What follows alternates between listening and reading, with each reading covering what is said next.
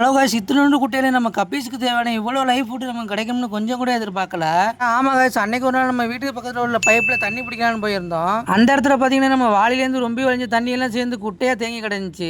இது வெறும் சாக்கடை தண்ணி தானே அப்படின்னு நான் எப்பவுமே அதை கண்டுக்கிறதே இல்லை. அப்படி இருக்கும்போது அந்த பைப்பு கிட்ட பாத்தீங்கன்னா நம்ம கிட்ட இருந்த ஒரு 10 ரூபா காயின் ஒன்று மிஸ் ஆயிருச்சு. அதை எடுக்கிறதுக்காண்டி டார்ச் லைட் எடுத்து போயிருந்தேன். நம்ம காசை தொலைச்சோட ரொம்பவே இருட்டா இருந்ததுனால டார்ச் லைட் கொஞ்சம் தண்ணி பக்கத்துல ஜூமாவே அடிச்சு பார்த்து தேடிக்கிட்டு இருந்தேன். அப்ப பாத்தீங்கன்னா இந்த லைட் ஒளி வெளிச்சத்துல பாத்தீங்கன்னா ஏகப்பட்ட மொய்னா பூச்சிகள் வந்து கும்மிய ஆரம்பிச்சிருச்சு. சத்தியமா என்னால நம்பவே முடியல இந்த இடத்துல இவ்வளவு மீனா பூச்சிகளானு.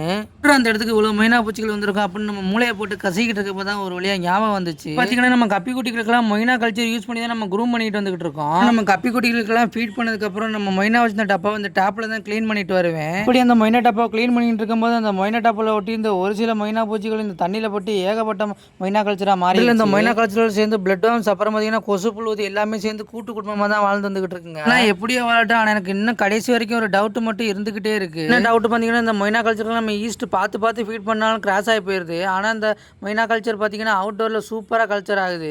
இந்த வீடியோ கடைசி வரைக்கும் பாக்குற உங்கள்கிட்ட ஒன்று கேட்டுக்கிறேன், இந்த மொய்னா எப்படி அவுட்டோர்ல ஃபீடே இல்லாம உற்பத்தி ஆகுதுன்னு யாருக்காவது உங்களுக்கு தெரிஞ்சா மறக்காம கமெண்ட் பண்ணிட்டு போங்க. டாடா பாய்.